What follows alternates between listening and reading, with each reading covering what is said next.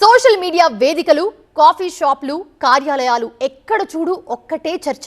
5 రాష్ట్రాల ఎన్నికల ఫలితాల్లో విజయం ఎవరిది, ప్రభావం ఎవరికి, కింగ్ అయ్యేదెవరు, కింగ్ మేకర్ గా చక్రం తిప్పేదెవరు, సర్వే సంస్థల ఫలితాలు నిజమవుతాయా, తలకిందులవుతాయా? మరోవైపు గెలిచే పార్టీలు వాటి సీట్ల సంఖ్యపై కాయ్ రాజా కాయ్ అంటూ జోరుగా బెట్టింగ్లు కాస్తున్న పందెం రాయుళ్లు. పశ్చిమ బెంగాల్, తమిళనాడు, కేరళ, అస్సాం, పుదుచ్చేరి అసెంబ్లీ ఎన్నికల ఫలితాలకు సర్వం సిద్ధమైంది. మొత్తం 824 అసెంబ్లీ స్థానాల్లో సోమవారం ఉదయం 8 గంటల నుంచి ఓట్ల లెక్కింపు ప్రారంభమవుతుంది. ఈసీ రూల్స్ ప్రకారం ముందుగా పోస్టల్ బ్యాలెట్లను, ఆ తర్వాత ఈవీఎం ఓట్లను లెక్కిస్తారు. 10 గంటల కల్లా తొలి ట్రెండ్లు వెలువడే ఛాన్స్ ఉంది.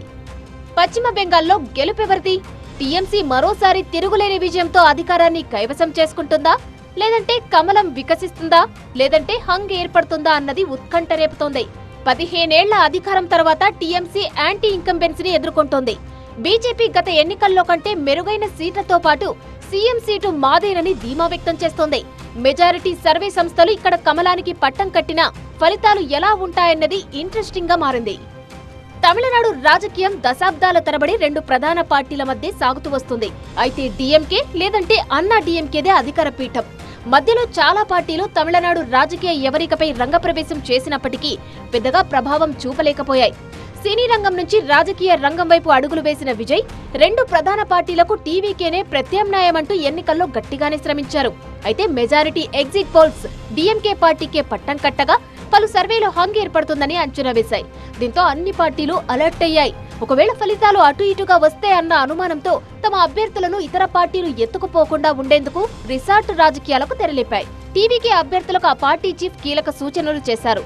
మహాబలిపురం సమీపంలోని పూంజేరి సమీపంలో ఓ లగ్జరీ ప్రైవేట్ రిసార్ట్ బుక్ చేసిన విజయ్ గెలిచిన అభ్యర్థులు నేరుగా అక్కడికి రావాలని సూచించారు.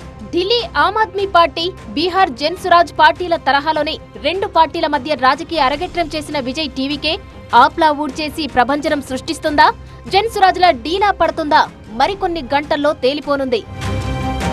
కేరళలో ఈసారి అధికార మార్పిడి ఖాయమన్నాయి ఎగ్జిట్ పోల్స్.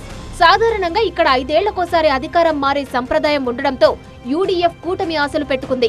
మరి పినరయ్ విజయన్ వరుసగా 3వ విజయం సాధించి రికార్డ్ క్రియేట్ చేస్తారా అన్నది చూడాలి. ఇక అస్సాం, పుదుచ్చేరిలో బీజేపీ పట్టు నిలుపుకుంటుందని మెజారిటీ సర్వేలు చెబుతున్నాయి. వాటి అంచనాలు నిజమవుతాయా, తారుమారు అవుతాయా అన్నది ఉత్కంఠ రేపుతోంది. అందరి చూపు పశ్చిమ బెంగాల్, తమిళనాడు ఫలితాలపైనే ఉంది. ఆ 2 రాష్ట్రాల్లో రిజల్ట్స్ పై బెట్టింగ్ జోరుగా సాగుతుంది. పందాలపై పోలీసుల నిఘా పెరగడంతో బెట్టింగ్ రాయిళ్లు రూట్ మార్చారు. ఐపీఎల్ తరహాలో ప్రత్యేక యాప్ లో బెట్టింగ్లు నిర్వహిస్తున్నట్టు తెలుస్తోంది. ఫోన్ కాల్ అవసరం లేకుండా ఆర్థిక లావాదేవీల వివరాలన్నీ యాప్ ద్వారానే జరిగేలా జాగ్రత్తలు తీసుకుంటున్నారనే టాక్ వినిపిస్తోంది. పలానా రాష్ట్రంలో పలానా పార్టీ అధికారంలోకి రాబోతోందని, పలానా నియోజకవర్గంలో పలానా అభ్యర్థి గెలవబోతున్నారంటూ భారీగా పందాలు కాస్తున్నారు. ఇక పెద్ద లీడర్లు తలపడుతున్న సెగ్మెంట్లలో ఎవరికి ఎంత మెజారిటీ అన్న దానిపైన బెట్టింగ్లు కాస్తున్నారు. పందాల మాట ఎలా ఉన్నా 5 రాష్ట్రాల్లో కింగ్ ఎవరు, కింగ్ మేకర్ ఎవరన్నది తేలాలంటే మరికొన్ని గంటలు వెయిట్ చేయాల్సిందే.